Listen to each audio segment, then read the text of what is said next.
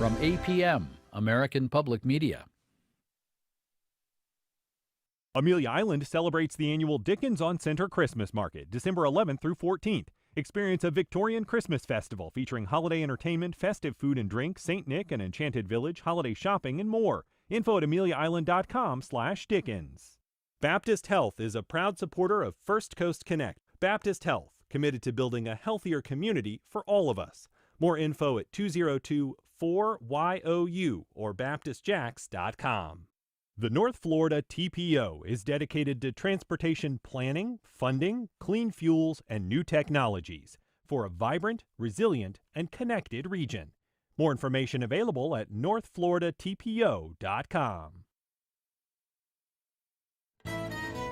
This is WJCT News 89.9 Jacksonville. Up next, national and local news from NPR and the WJCT News team.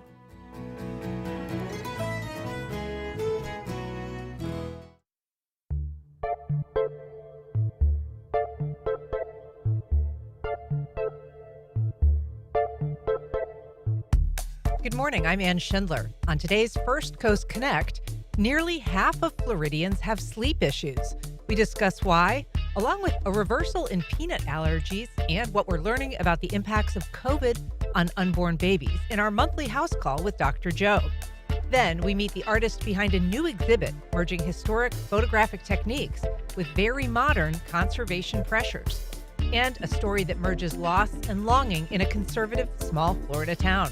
A local filmmaker previews Baby Tooth. Join the conversation. Give us a call at 904-549-2937. You can also email First Coast Connect at wjct.org or tag us on social media. It's all ahead this hour after the day's news. Live from NPR News in Washington, I'm Corva Coleman. Polls are opening across the country for general elections today. In closely watched elections, voters will choose a new mayor in New York City, and NPR's Ashley Lopez says voters are selecting governors in New Jersey and in Virginia. Democrats are out of power in Washington, obviously, but governorships have been this area of government where they've been able to somewhat push back against the Trump administration. So the stakes of these races are particularly high for Democrats. In Virginia, Democrats have a decent shot. Abigail Spanberger, a former member of Congress, is polling ahead in that race against Republican Lieutenant Governor Winsome Earl-Sears. And there's a history of the party in power in the White House typically losing the race for governor in Virginia. NPR's Ashley Lopez reporting. Former Republican Vice President Dick Cheney has died. He was 84 years old. Cheney served as vice president in the administration of George W. Bush. He's survived by his wife Lynn and daughters Mary and Liz Cheney, the former Wyoming congresswoman. The Trump administration is restarting SNAP food benefits after a pair of federal court rulings, but they'll pay out just half of what 42 million Americans normally receive. As Chris Polanski of Connecticut Public Radio reports, one state lawmaker is trying to raise awareness of the hardship faced by SNAP recipients. Connecticut State Senator Saud Anwar has spent more than a week living on $6.20 a day. That's the amount an average person on SNAP receives in assistance. Anwar, a Democrat, says the experiment is meant to shine a light on those going without as the federal government shutdown continues. That's the real focus that I want people to pay attention to. And I also want people to pay attention to the fact that we have a responsibility to take care of our neighbors and the people in our community. How can we sleep when our neighbors are sleeping hungry? More than 360,000 Connecticut residents receive SNAP benefits. For NPR News, I'm Chris Polanski in Hartford, Connecticut. The U.S. is drafting a proposal for a multinational peacekeeping force for Gaza. The proposal would have the force patrolling Gaza for 2 years. NPR's Daniel Estrin reports. The U.S. is aiming to submit a United Nations Security Council resolution to mandate a multinational force in Gaza. That's according to a person briefed on the matter who is not authorized to speak publicly. As Axios first reported, the International Stabilization Force would support a new Palestinian police force. Israel and the U.S. want the multinational force to help demilitarize Hamas. Arab countries have resisted the idea of sending peacekeeping troops to do that. The Gaza ceasefire has been broken twice by deadly violence from Hamas and Israel.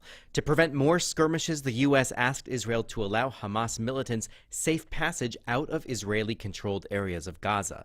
Israel is opposing that. Daniel Estrin, NPR News, Tel Aviv. You're listening to NPR News from Washington. Good morning. You're listening to WJCT News 89.9 in Jacksonville. I'm Stephen Ponson. It is now 9:04. The St. Johns County Commission will consider creating a new advisory committee for farms when it meets this hour. If it's approved, the new panel will give 7 local people working in the St. Johns County agriculture industry an opportunity to provide feedback on projects that could affect their livelihood. County commissioners will also discuss raising the impact fees that developers pay to offset infrastructure improvements. The meeting begins this hour at the County Auditorium on San Sebastian View in St. Augustine. The meeting will also be live streamed on the county's website. A nonprofit that's pioneering underwater sculpture parks as a way to establish human-made coral reefs has deployed its first installation, 22 life-sized marine-grade concrete cars off the coast of Miami Beach. The project was commissioned by Reefline and will be seeded with 2,200 native corals that have been grown in a nearby Miami lab. The group, which has already gotten $5 million from the city of Miami Beach, wants to raise $40 million to extend the project along an underwater corridor just off the city's 7 miles of coastline. After this chilly start to the day, we'll end up with warmer temperatures this afternoon compared to yesterday.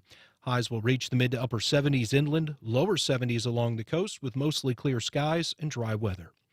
If you're headed out to the beaches, there is a high chance for rip currents through the day. Overnight lows will get down into the low to mid 40s for inland areas, mid 50s to lower 60s for areas along the coast. Support for NPR comes from NPR stations. Other contributors include Cigna Healthcare, a health benefits provider that advocates for better health through every stage of life. Learn more at Cigna.com. And listeners like you who donate to this NPR station.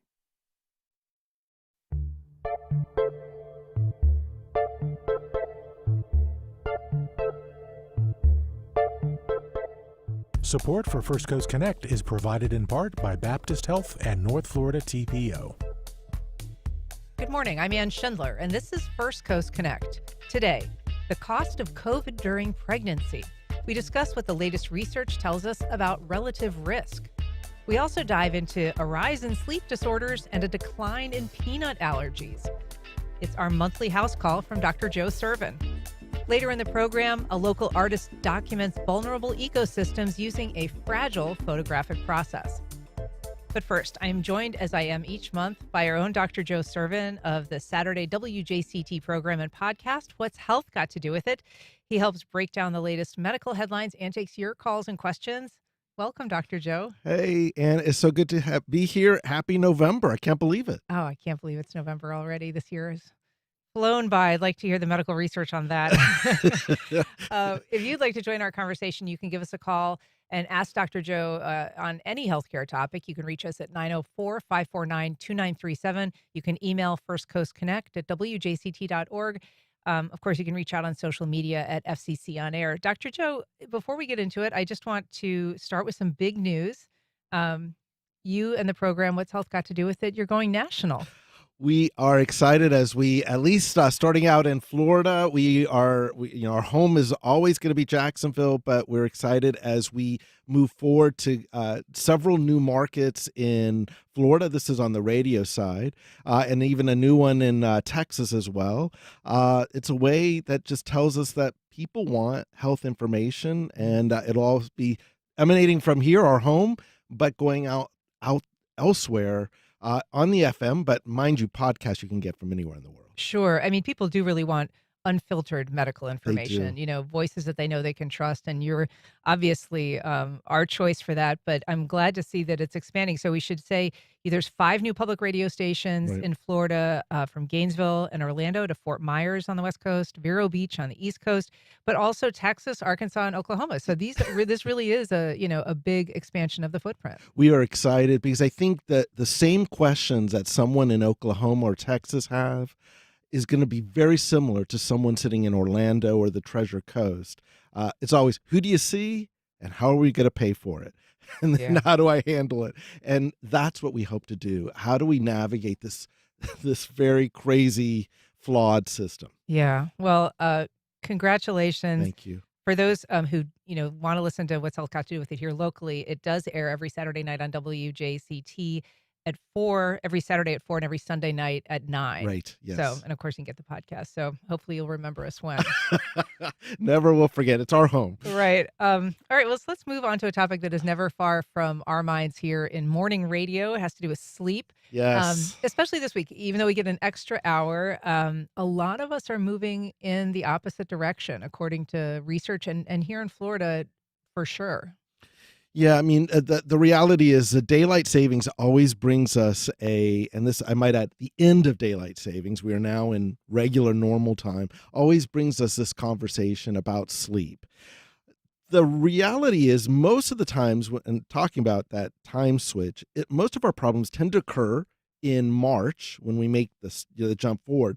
But this is our moment where we are a little off, off kilter, off sync, because that hour, although lovely, when we get that extra hour, we're still, our stomach is still on our old time. Our heads may be at another time. You may feel foggier, sleepier. I know I did on Sunday. I was looked to my wife. I'm like, does it feel like 4 o'clock to you? Yeah. Well, it's that thing. You make it an extra hour of sleep, but then the night comes and it just starts to feel like, is it only 6:30? It feels like it's about 8 o'clock at night, And that's what's so hard. It just tells us that we have this internal body clock. And one of the things that sleep research is telling us, especially in these time changes, is really getting yourself out into the outdoors and exposure to light. That really helps. Nothing better than having light exposure to set you up for your clock to, in essence, to be reset to whatever time it is. And so that's my little suggestion to anyone, because especially on these gorgeous days right now, go outside, get that light, because that really will help you kind of readjust. And exercise too. I mean, in terms of resetting your clock, kind of getting into the new rhythm, that is an important way too. Absolutely. Exercise is never a wrong answer. Yeah. So this is, and right now you can walk anywhere with this beautiful weather. This is a perfect time to take advantage of it. We've got a question from Scott. He emailed, I'm over 60 years old and I wake up just about every night between 3 and 4 in the morning. Is there anything I can do to get a better night's sleep? Yeah. So the question, Scott, what I would say is, number one, we'd have to understand what's going on before you go to sleep. Is there something waking him up? Is it that he may not be breathing right? Is there some sleep apnea? Is it the food? What are his habits right before he goes to bed? Does he take long naps during the day that offset you? Do you switch shifts? There's so many possibilities there. It's that for Scott, I would tell him that may be something to do. A diary would be my best thing. Write down what you're doing, what you're eating, exercising, and then from there, use that to talk to someone in the world of sleep or primary care doctor to see if there's maybe a simple solution for him. There has been some research I've seen as well that says, alcohol or caffeine within 4 hours of bedtime can be really disruptive. I will tell you, I do not drink a cup of coffee or tea after 3 p.m. Pretty much because there are lingering effects of caffeine that can really impact you. In the morning, it's okay for a little boost, but for some of us that are more sensitive, it could really make a difference in terms of getting to sleep. So I want to ask you relative to that, because there's also been some information about melatonin and concerns about using it consistently, regularly, particularly at high doses. A lot of people use it right now routinely, and there's some issues that it could impact cognition or maybe even lead to short-term memory loss, particularly in young people. So melatonin is one of those complicated issues. In small doses, as you need it, it is probably going to be okay. But taking it consistently or overusing it, like in any substance that you take, it's almost like if you take a tape of this next month and the month prior, it's going to be the same answer. Anything that's in excess or not, or kind of being used for a purpose that you think is helping, but it's not, it may not be the best thing for you. So my sense is if you need to take melatonin every night, maybe there's a problem that needs to get fixed and needs to get looked at in that regard. So I would not take it willy-nilly, but my only thing I would say is that it is okay to take it for the rare instances that you just feel that you need it to help sleep, or you're shifting like you're traveling to the West Coast, East Coast. Jet lag. That type of stuff. That it has a very unique and very helpful use in that regard. Okay. New research, Joe, on COVID and pregnancy. This is timely because we're learning more about the impacts of children in utero, unborn babies, when a mother has COVID. What is the new research showing? So in this study, it was of women who were pregnant at the very early point of the COVID pandemic. So we are in the first type of mutation for COVID, and they were followed to see how they did with neurodevelopmental anomalies, meaning birth defects and things of that sort. And they found that women who had COVID during pregnancy in that first wave, they had a mildly increased risk of having some type of maldevelopment in the baby. What we don't know about this study, and this is what's going to be very big and important, is the vaccine had not been created. So we do not know what vaccinating would have done. We assume it should have been okay, but that was not proven here. But it did tell us that there is a real risk of pregnant women having a bad outcome with their baby if they are infected with the virus at the beginning of the pandemic. We don't know the other answers. What does it look like in terms of after the vaccines came out or other mutations of that virus came out? To me, what I took out of this is like, get vaccinated. This is one of those things that runs counter to the original recommendation this year that came out from CDC, I believe, saying, pregnant women would be excluded, and then quietly it was covered. This is just a reminder you really should be covered because there is real risk of a problem from COVID should you have it during pregnancy. And you mean covered in terms of vaccinations? Yeah, and that's, as you say, the Secretary of the Department of Health and Human Services, RFK Jr., had basically said women should not get vaccinated during pregnancy for COVID. But then we sort of walked that back a little bit. They walked it back. In fact, then quietly, insurance has been covering this and has not been spoken since. This is the type of study that tells us, you know what, you really should be, you should be protected. You should take advantage of the things that we have for the best outcome, because we all want the same thing, healthy kids. That's all of us want that. Sure. And I mean, it's so worrisome to a pregnant woman to try to make decisions that could really stick with her kid for a lifetime. Absolutely. But what's interesting about this is it's not necessarily, I guess, the virus that they think was infecting these fetuses, right, but more about perhaps inflammation. And that's interesting because it sort of ties into this other area that the president had been raising concerns about, whether Tylenol has some sort of autism link. Tell us a little bit, help us break some of that down. So one of the things that this is telling, there's two ways that a virus can create a problem for a woman who's pregnant. One is it directly invades the baby and literally some part of it and causes a problem. The second way is that the mother's immune response, like as it gets tied up and basically all these cells, antibodies are pouring out, creates and the mother's immunity, those antibodies will cross over to the placenta and to the baby, creates hara-kiri, if you will. So one of the things that we know now in medicine in general, most types of inflammation, whether it's related to some bug or to some chronic condition, that always has a potential risk for all of us. In this particular study, it said they did not know which of these mechanisms, it didn't answer that, whether it's a direct viral link or whether it's the immune system, but one of those things is causing the problem here. And if it is inflammation, something like Tylenol would remedy that. That is why Tylenol is recommended as one of the few things that is that is allowed for pregnant women, particularly in those early part of their pregnancy when they have a fever.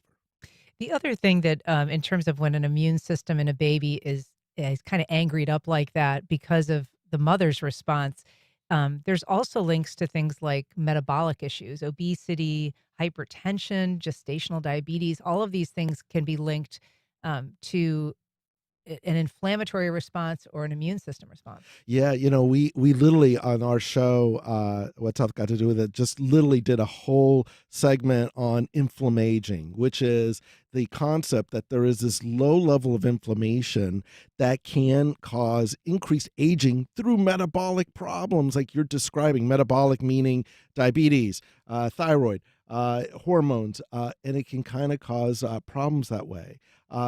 How we counter it is going to be the secret to what health looks like for the future, because we're just beginning to appreciate this.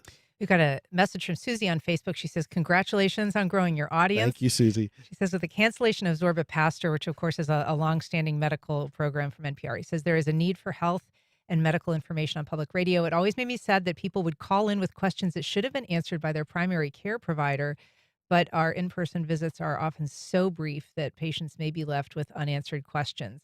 That's one of those things that doctors wrestle with as well, Dr. Joe. And you have, I think, the privilege of working at Mayo Clinic, which has taken a very different approach to the amount of time physicians are allowed to spend with their patients, but that's not a luxury that every doctor has. No, and it's another reminder, Ann, whether you're at Mayo or any other institution, that time is the ultimate commodity. You really want to be able to spend time to know you. You're coming to me to share a problem. That is really the way that we do good healthcare. We get AI tools in Google that helps us with the questions, but the fundamental reality is someone that knows you, that can take care of you. That's what medicine's all about. We've got a call from Sally in Springfield. Good morning, Sally. Go ahead. Good morning. I have a question about how often should we get the COVID shot now? I know before I think it was like every 6 months, and I'm asking specifically for seniors, but in general, how often do we do that now? Yeah, Sally, that's a great question. We are still at this time. It's really been at once a year when they have the new formulations. It has to be looked at to see what's circulating. It gives time for companies that make the COVID booster to kind of make sure that it's targeting whatever mutation of the virus is out there. If you are going into COVID endemic areas and you have not had it, that may be a reason to get it, but it's pretty much a yearly basis at this moment. That could change because when it comes to any discussion of COVID, I have learned to be very humble about any recommendations because they do change fairly quickly. I should note, I'm getting a message from my producers, also your producer, Stacy, noting that Tylenol doesn't help with inflammation. And that's something I misspoke. Yes, that is true. Okay, I want to talk about gabapentin because this is sort of a strange thing that you noticed in just the report on death, basically. I think it comes from FDLE and sort of the presence of drugs in someone's system when they die. Yeah, so this is a report that's put out by the state of Florida looking at substances that are found in people who have died from overdoses and things of that sort. The good news in this data was that they found that there was a lessening of fentanyl and opioid-based deaths. So that's great. That's wonderful. But as you look at the data when they put it all out there, you see medications that I didn't expect to be seeing in that list of drugs that were found to be associated with people who had died. And one of those was gabapentin. I think it was at about 3.3% that was listed in the statistics there. And what was fascinating is gabapentin is a non-scheduled drug. That means it does not have special DEA codes that you have to put out there. It was designed for seizures once upon a time. That's why I know it so well in the world of neurology. But it's now used for everything. And it took me a moment. I'm like, wow, how is a drug like gabapentin, what is that doing on this list? And as I spoke to others, people pointed out that when used for non-medicinal purposes, people who have opioid addictions, that gabapentin actually can magnify the high of opioid addiction, which may account for why we see that number out there. It also may just simply say that that drug is out there for so many other conditions. Everyone is using it. I know we joked about it. Even I know in our vet, my own dog is on gabapentin.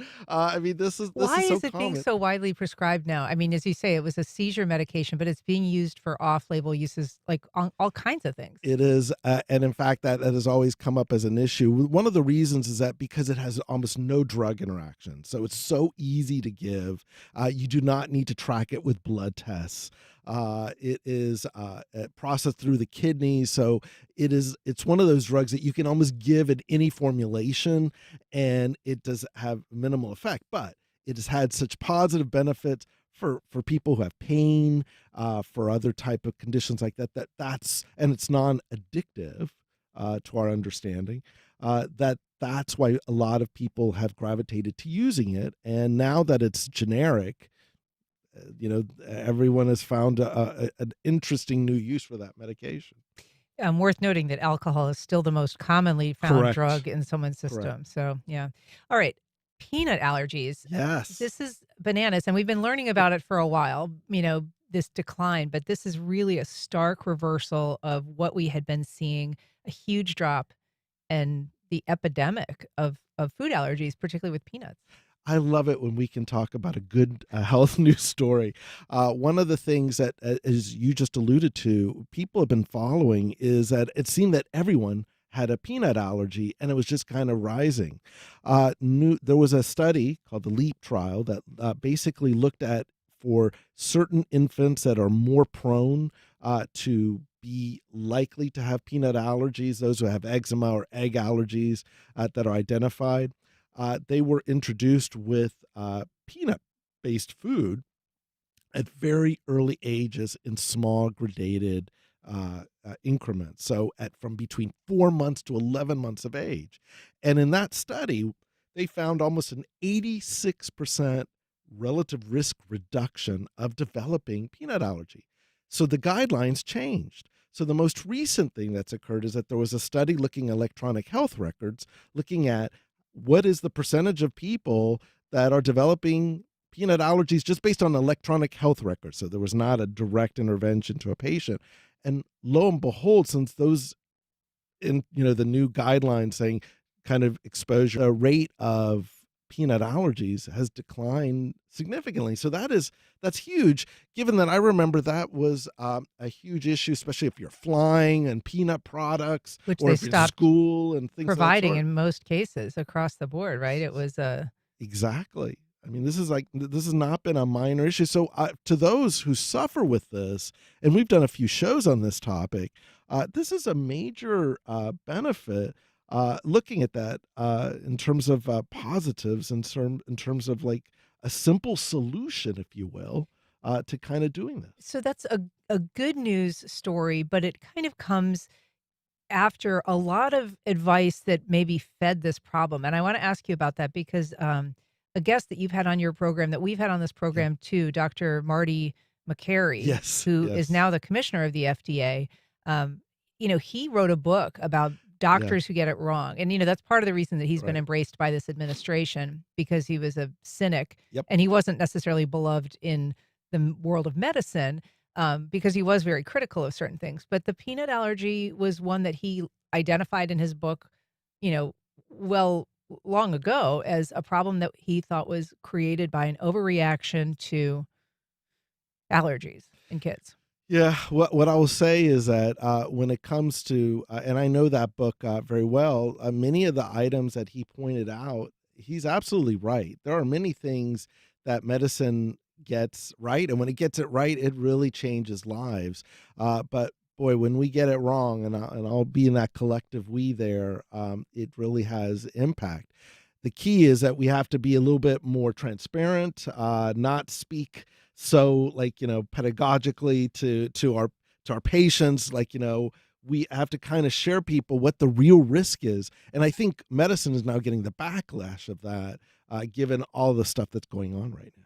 And so basically the problem there was that doctors were saying because there is avoided, and what is the science of approaching allergies through our digestive system as opposed to through our our skin system? Tell us about like the emerging science around allergies. It's telling us that at the end of the day that there are some elements of exposure that you need in order to develop a healthy type of immunity, not the type of immunity where you have an allergy, which is basically immunity that's run amok, that's basically reacting to something so feverishly that the reaction to the foreign object is worse than the actual exposure to whatever it is that's triggering it. What this is telling us that sometimes we need to have some type of exposure, if you will. And that in the early days in the GI tract, that's a perfect place because food comes from external sources, right? So our immune system has to kind of get involved in that regard.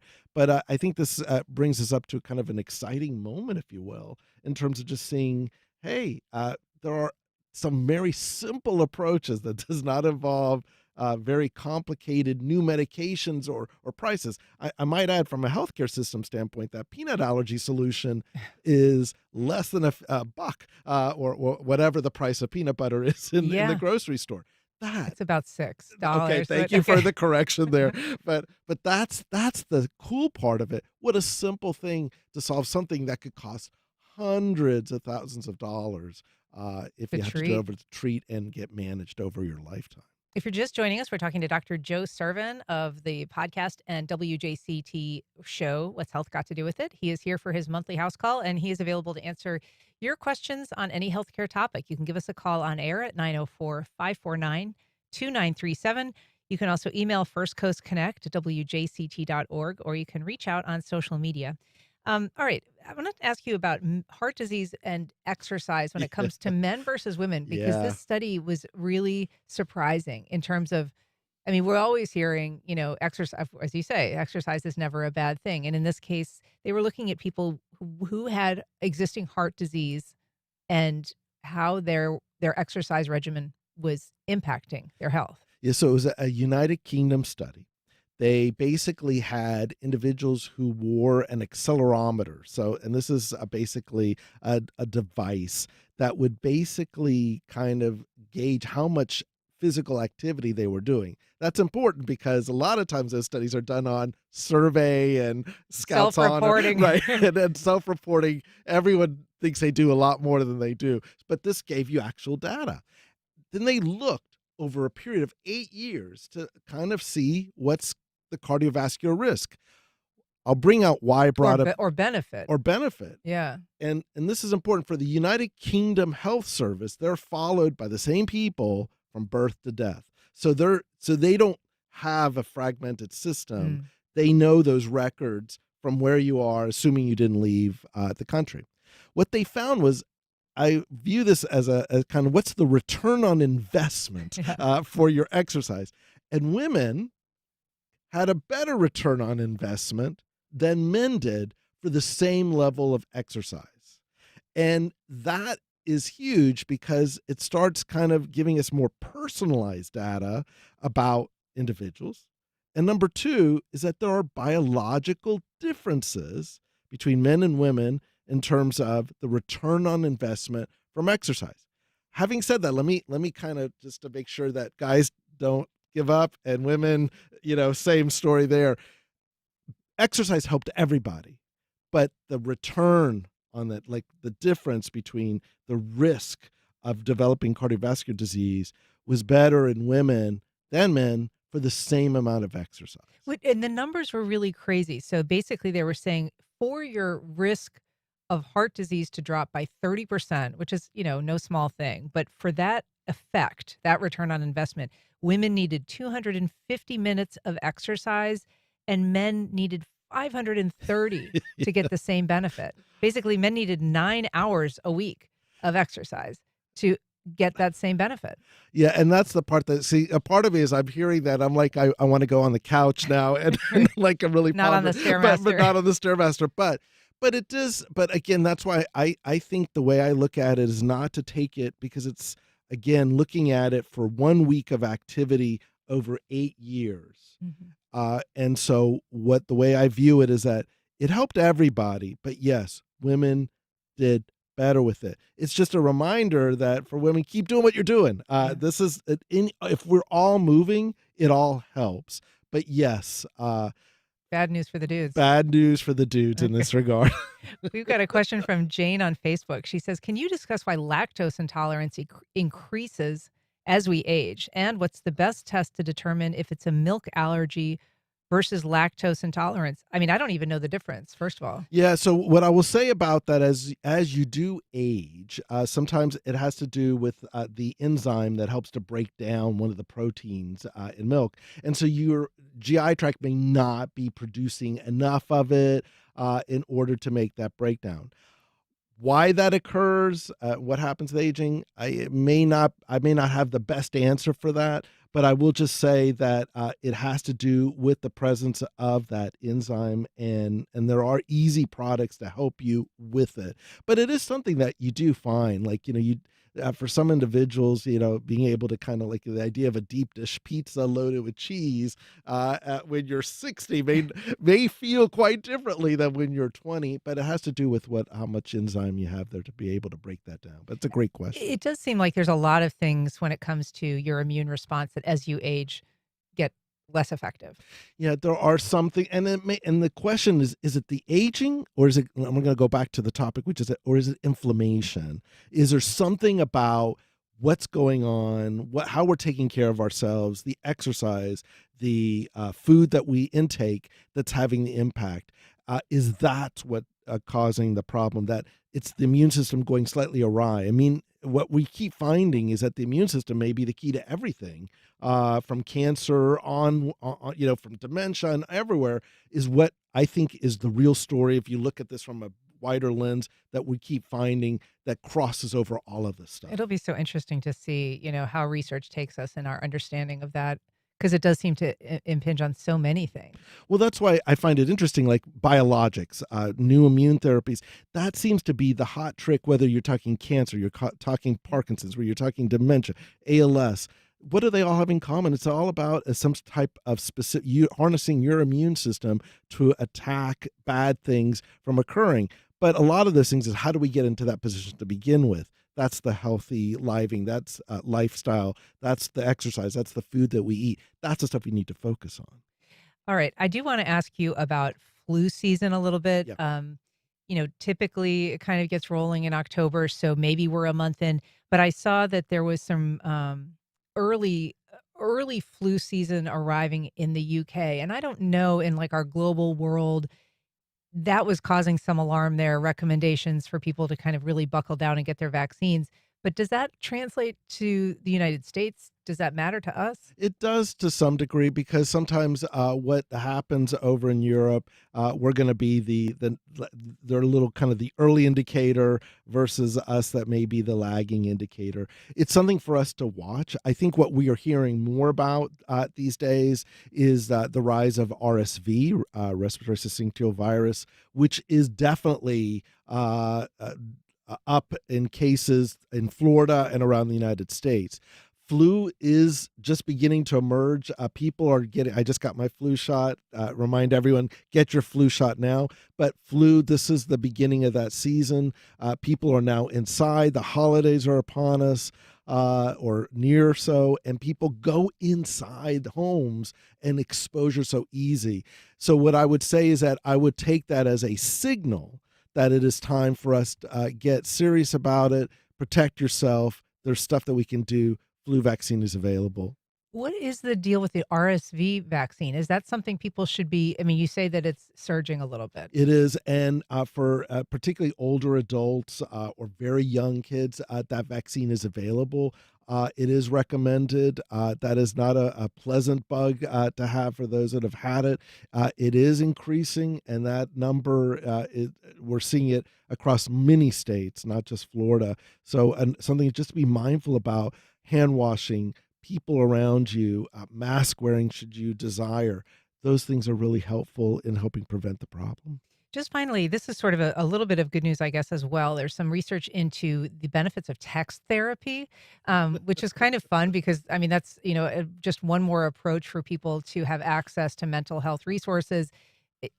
it didn't even exist, I think, 5, 10 years ago. But now there's this option. And they were comparing it to Video. Yeah. video therapy. Yeah. I love this. This is just another way of using technology in a good way for people who had, let's just say, a very either low level case of depression or those that are just beginning to kind of feel that, if you will. And they found that it wasn't that it was superior, but there was an equivalence to video, that even texting a health professional over what your symptoms are can be very helpful. That's very nice, so that instead of necessarily having to talk to someone directly or spending all this time for something as simple as a text in an early low level case, meaning it's not severe, it may be an option out of many options, even before medications or something in that regard. And I took that as a very positive sense. Does not replace other treatment options, particularly if it's severe or very impacting you, but it is another benefit that, as simple as a text, can be useful in a whole lineup of things that we can offer people. Well, Dr. Joe Sirven, we love talking to you. Thank you so much for coming on and giving us the monthly house call. And congrats again on your program expansion. Thanks so much, Ann. Can't wait to talk to you in December. All right. We'll see you then. And up next, we meet a local artist who's merging historic photographic techniques with very modern conservation pressures.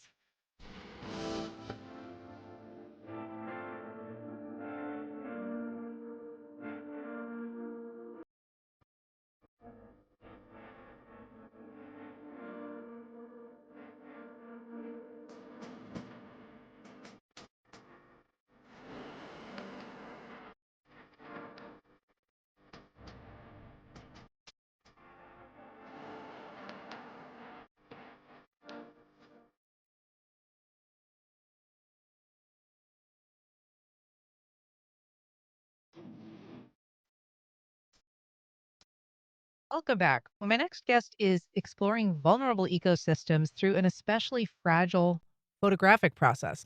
Here to tell us more about his latest showcase is Matt Keene. He's a journalist, adventurer, and conservation photographer. Matt, welcome back. Thank you, Ann. Thanks for having me on the show this morning. Of course, and congrats on your new exhibition. It's called Echoes of the Wild. It's at the Lightner Museum in St. Augustine. Tell us, first of all, a little bit about what the images are. So this is a collection of images that I've made throughout the Southeast United States using a process called the wet plate collodion, wet plate photographic process. It's a historic photographic process that was most used between the 1850s and 1890s. And these are a collection of photos of mostly conservation areas throughout the Southeast. So landscapes and riverscapes, the St. Johns River, the Ocklawaha, the Econlockhatchee, the Okefenokee Swamp. Yeah. And so for people who are watching our live stream, you'll be able to see some of these images. Matt, these are, when you're up close to them and you can kind of tell looking at the images here, they're what we often describe as tintypes. Yes, that's correct. Yes, the tintypes were the most commercially type of photography in the late 19th century. This was the first process that the ordinary family could go out and have their picture taken. But it was also a process that was used to make glass negatives and to make prints through that. So photographers were making glass plates of wild areas that weren't even conserved yet, and taking these glass plates to show to legislators to push for conservation of areas. Oh, wow. So there is sort of a historical element to the conservation angle that you've taken in your photos. This is not an easy process. Describe to us a little bit, because it requires essentially like a portable darkroom, right?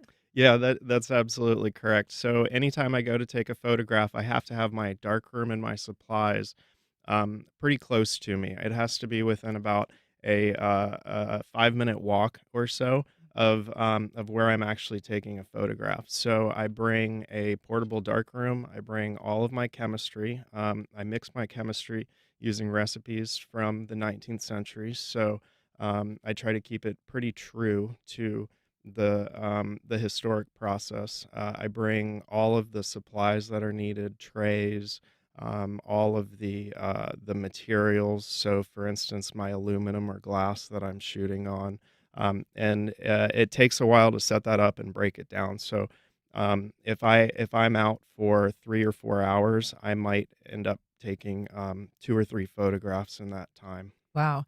And why is it necessary to have the darkroom handy? What is it about the process that requires this sort of immediacy? So that's a great question. This is the basically the last photographic process where you had to have a darkroom with you. Because it's called wet plate collodion, what it means is that the plate of film that I'm using must remain wet throughout the entire process that I'm making the photograph. That includes processing it. So that's about an hour of washing after the plate's finally after the photograph's been exposed. In about the late 1890s, early 1900s, they began to come out with what were called dry plates, and those were a new type of photographic plate that allowed you to basically load the plate into a darkened plate holder and take those plates with you and make photographs without all of this additional equipment. Then you could take it, and so right about that time, basically this process just about totally died out. Because of its fidelity, it was still being used for scientific purposes up until the 1950s. But as soon as people could take a photograph and not have to have the darkroom with them, they just about totally abandoned the process. So I guess that begs the question, why would you do this? It requires all of this extra labor. It limits the kind of the production, the amount of photos that you can take and produce in the field. Why did you want to begin using this kind of technique? It's a great question. I think it ties back to what I mentioned earlier about the history of conservation with this process. To me, there's a legacy there that I'm able to continue, that I'm able to use the just about the exact same method that was used 150 plus years ago to promote similar concepts and to provide people with an opportunity to kind of explore uh, some of these special areas that we have down here.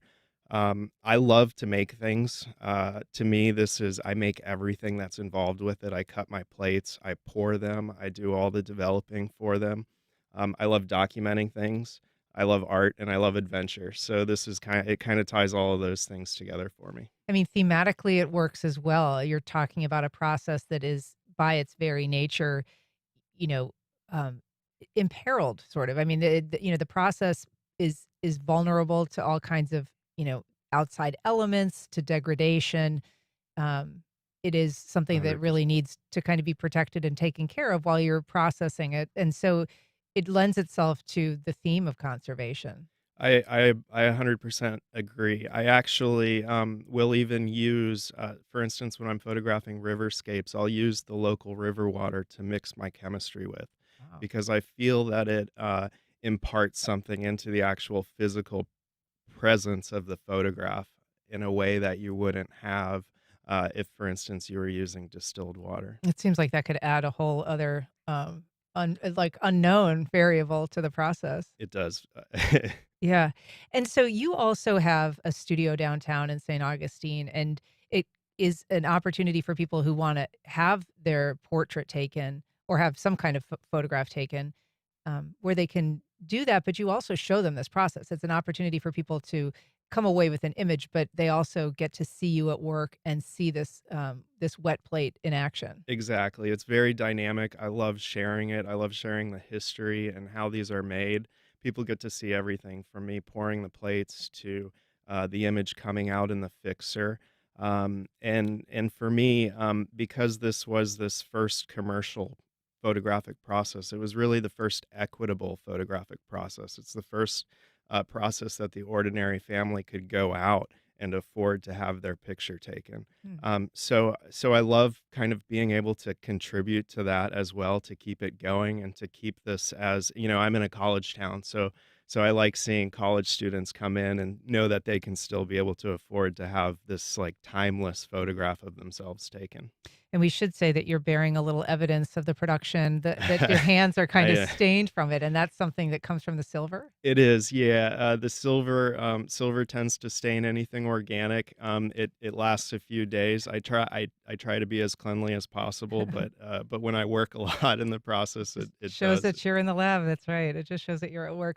Well, the exhibit is called Echoes of the Wild. It's at the Lightner Museum. It runs through January 18th. And we've got info about that on our website. But Matt Keene, it's great to see you again. Thanks. Congrats on the show. Thank you so much. All right. Up next, a story of loss and longing in a conservative small Florida town. We talked to a local filmmaker about his film, Baby Tooth.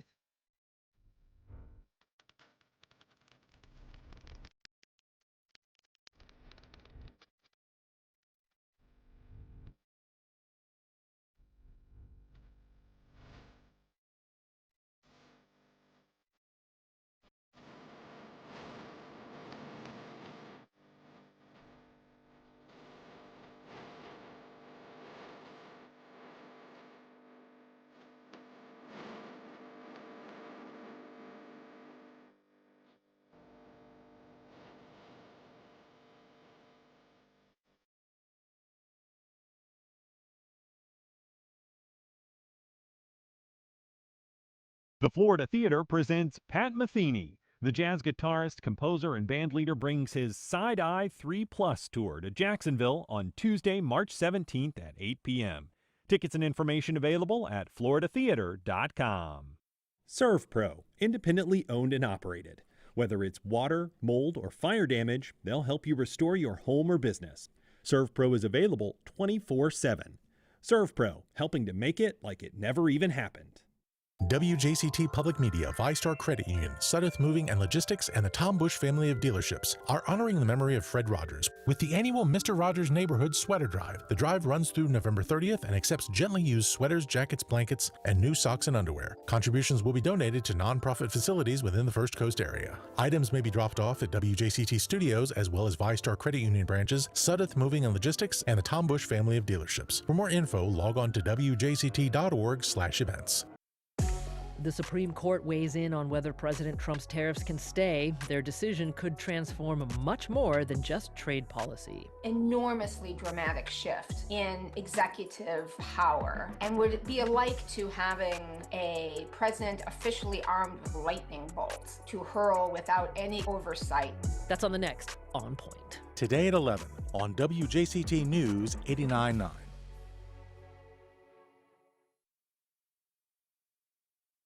Farmers have been hit hard by President Trump's tariffs. The cost of fertilizer and machinery went up, while the market for certain crops nearly disappeared. But last week's trade deal with China could provide relief, and the administration says it's readying a $12 billion farm aid package to pay out post-shutdown. The impact of Trump's economic policies on the American farmer, next time on 1A. Today, starting at 10 on WJCT News 89.9.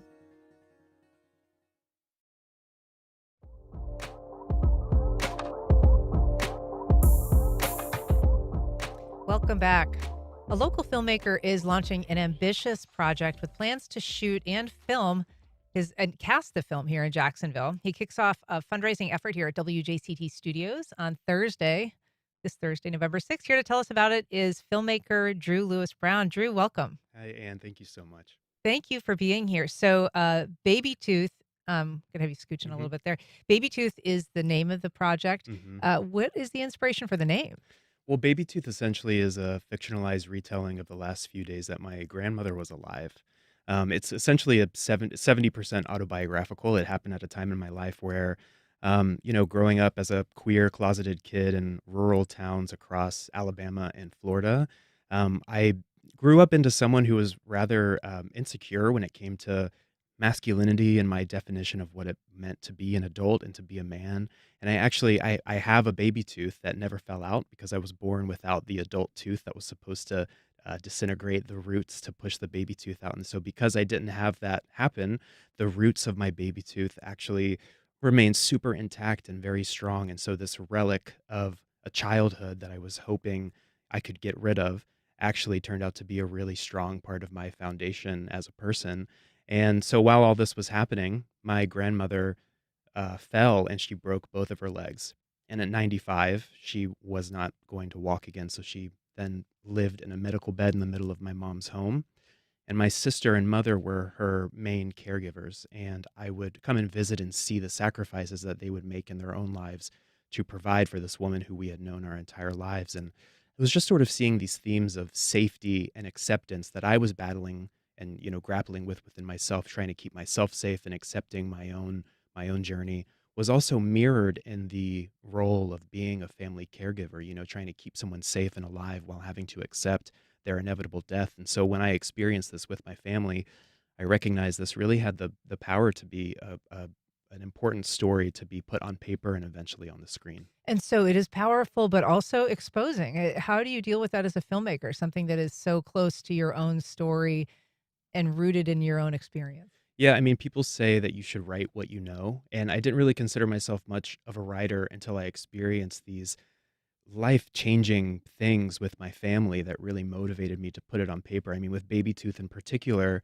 a lot of millennials don't really think about caregiving. We're not really put in positions where we have to think about caring for our aging loved ones. It's usually, the generation before us or our aunts and uncles or our parents. But I think it's a conversation that we are all going to have at some point in our lives. And along with that conversation, it's a matter of understanding how are we going to balance the other demons that we're battling with ourselves while also, trying to provide for the people who we love. And so that is the theme. And for folks who are watching our live stream, there's sort of a proof of concept video that you've put together for this film. Mhm. So this is kind of at the nascent stages. You will be fundraising for this project.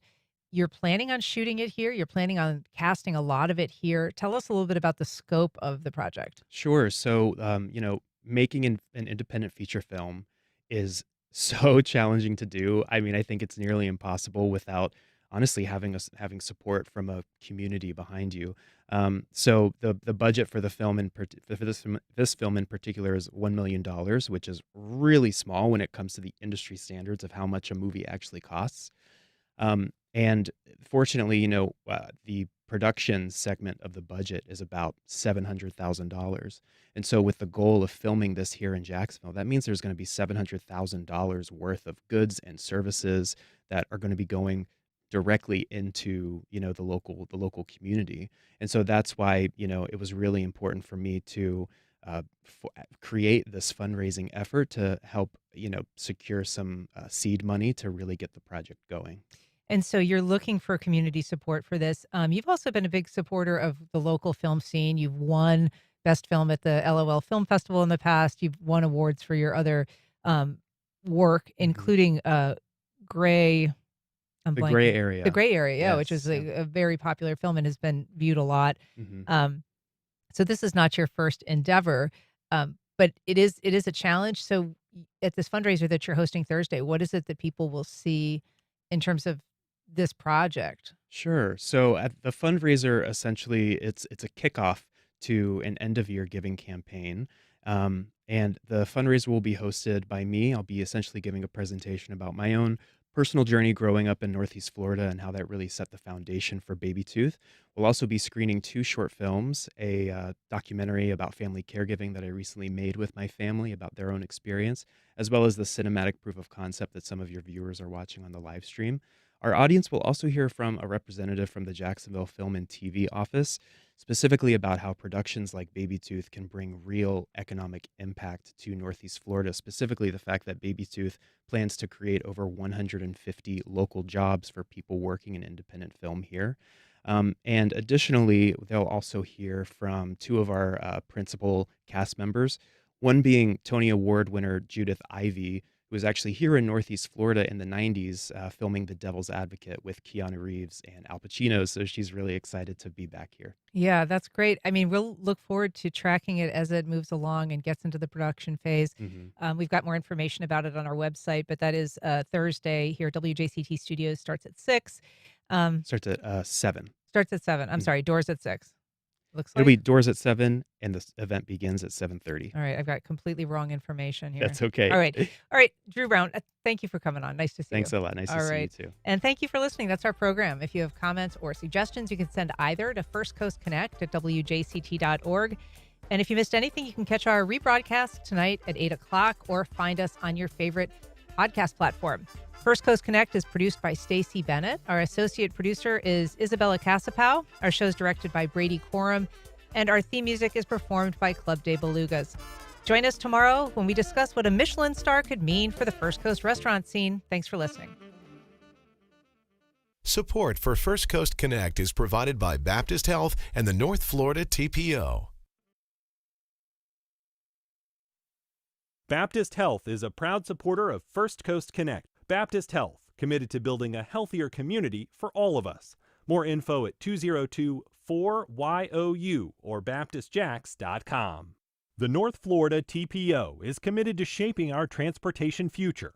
We're focused on planning, funding, clean fuels, and new technologies for a vibrant, connected community. Learn more at northfloridatpo.com. Jacksonville Business Journal's Morning Edition, delivering business news daily straight to the inboxes of the city's decision makers, executives, entrepreneurs, investors, and industry leaders. Information and subscriptions available at bizjournals.com/Jacksonville. This is WJCT News 89.9 Jacksonville. Up next, national and local news from NPR and the WJCT News team.